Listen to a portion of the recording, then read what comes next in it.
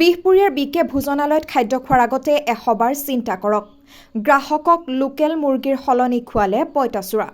আপুনি ভোকত আছে যদি ভোকতে থাকক, তথাপিও বিহপুৰীয়াত ভাত খোৱাৰ আশা নকৰিব। কাৰণ হোটেল অথবা ৰেষ্টুৰেণ্টত ভাত খাই বেমাৰীহে হ'ব। হয়, বিহপুৰীয়াত আপুনি ৰেষ্টুৰেণ্টত যদি তৃপ্তিৰে এসাঁজ খাম বুলি ভাবিছে তেনেহ'লে সেই আশা বাদ দিয়ক।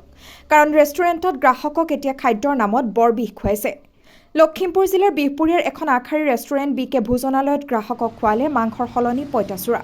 বিকে ভোজনালয়ত ভাতৰ থালিত ওলাল পইতাচোৰা। খোদ সাংবাদিকৰ ভাতৰ থালিতেই এবাৰ ওলাল পইতাচোৰা।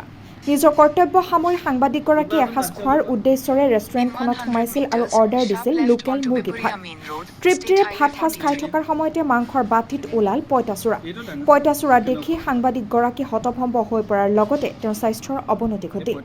অৱশ্যে চিকিৎসকৰ পৰামৰ্শ লৈ বৰ্তমান সাংবাদিকগৰাকী সুস্থ যদিও সাংবাদিকগৰাকী মানসিকভাৱে ভাগি পৰিছে। আনহাতে এই সন্দৰ্ভত বিকে ভোজনালয়ৰ স্বত্বাধিকাৰীগৰাকীক সাংবাদিকগৰাকীয়ে সবিশেষ জনাই যদিও বিশেষ গুৰুত্ব দিয়া পৰিলক্ষিত নহ'ল। এনেধৰণৰ ঘটনাৰ পিছত ৰাজ্যৰ খাদ্য সুৰক্ষা বিভাগে ৰেষ্টুৰেণ্টখনৰ বিৰুদ্ধে কি ব্যৱস্থা গ্ৰহণ কৰে সেয়াহে লক্ষণীয় হ'ব। নিউজ এক্সপ্ৰেছৰ বাৰ্তা।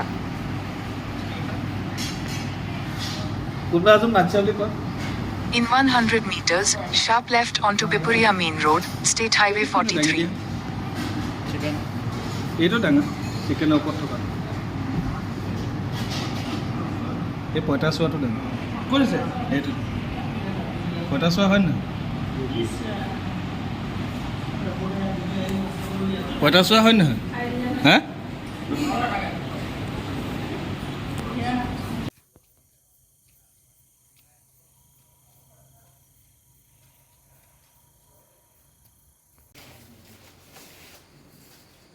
ভিডিও করে সিলেকশন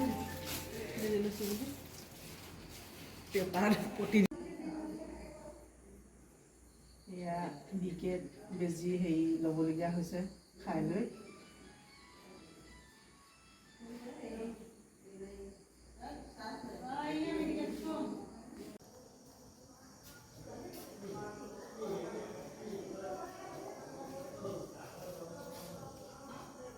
আশাই টেলিভিশ্যন চেনেলটাত যিহেতুকে সাংবাদিকতা কৰি আছোঁ নাৰায়ণপুৰৰ পৰা আৰু মই কৰ্মসূত্ৰে যিহেতুকে আজি লখিমপুৰত মোৰ প্ৰগ্ৰেম আছিলে পুৱাৰ ভাগতে ঘৰৰ পৰা ওলাই আহিবলগীয়া হৈছিলে আৰু ভাত পানী খোৱা নাছিলোঁ পুৱাৰ ভাগত আহি বিহপুৰীয়াত বিকে বুলি মানে ৰেষ্টুৰেণ্টখনত ভাতৰ খাবলৈ ধৰোঁতেই মাংসত পইতাচোৰা দেখা পালোঁ আৰু যিহেতুকে মাংস খালোঁৱেই খাই জোলো খালোঁ যেতিয়া আপোনাৰ পইতাচোৰাটো দেখা পালোঁ হোটেলৰ কৰ্তৃপক্ষক দেখালোঁ আৰু তেতিয়াৰ পৰা মোৰ এটা বিচনা উপজিল আৰু বমি হৈছে আৰু গাটো খুব দুৰ্বল লাগিছে মানে মই এতিয়া সেই মেডিকেলত পৰি আছোঁ